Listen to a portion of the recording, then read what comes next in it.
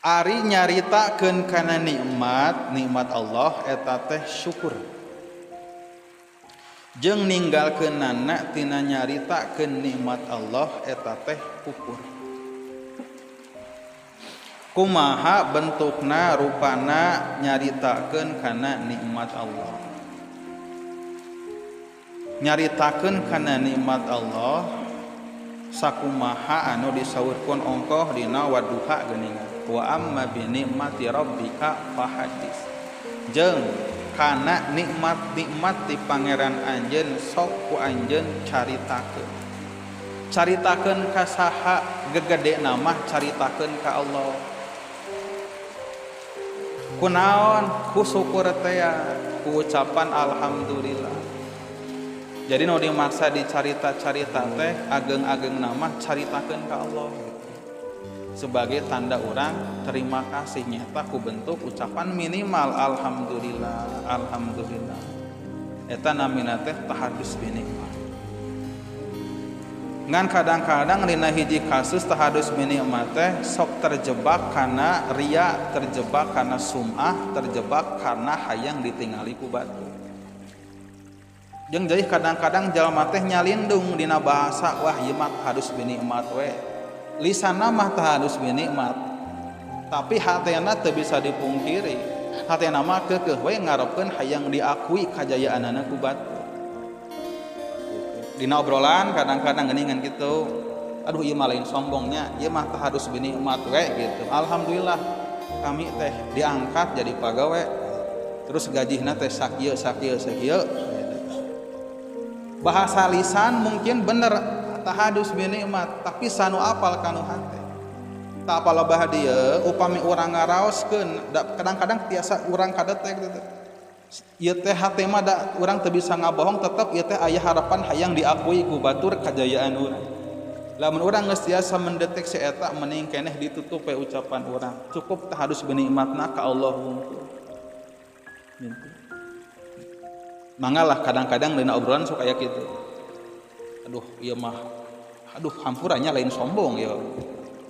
Tahadus bi nikmat ieu mah gitu. Alhamdulillah kami teh selama Ramadan henteu bocor puasa, henteu bocor tarawih gitu, henteu bocor salat tahajud. Ngadoakeun maneh misalkan gitu. Jadi itu nama caritakeun nikmat ageng-agengna caritakeun ka Allah ngan lamun bade dicaritakeun ka manusia ulah terjebak kana sum'ah, kana takabur, kana sombong. Sanu apal kana rek terjebak kana sum'ah, kana takabur urang kadang-kadang urang ge biasa ngaraoskeun ngan pedah sok urang ngawani-wani maneh we kitu dicaritakeun ka sabab kajayaan urang, kasuksesan urang, keberhasilan urang teu wajib dikanyahokeun ku batur. Teu wajib dikanyahokeun ku batur. Alhamdulillah duh ieu mah tahadus bi nikmat we alhamdulillah.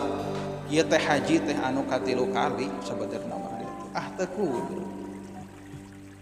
Tahadus bi nikmat mah ageung-ageungna mah ka Allah. Wa tarkuha kufru sabab ninggalkeunana kana tahadus bi nikmat teu dicarita-carita ka Allah ta kanikmatan teh eta teh bisa jadi kufur. Kufur naon? Kufur nikmat.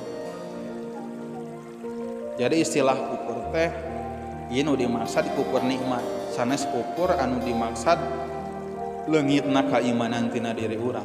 Maksudna jalmi masih kaneh gaduh keimanan direkenna sanajan manehanana teu laik syukuran kana kanikmatan. Kufur nikmat nalika dipaparin nikmat ku Allah Subhanahu wa taala eta kanikmatan teu dianggo sakumaha mestina. Wa man lam yaskuril qalil lam yaskuril katsir. Jalma anu henteu boga rasa syukur kanu saeutik maka manehanana moal bisa syukur kanu loba. Jadi ulah aya bahasa kagok kana rezeki mah. Ulah aya bahasa pira.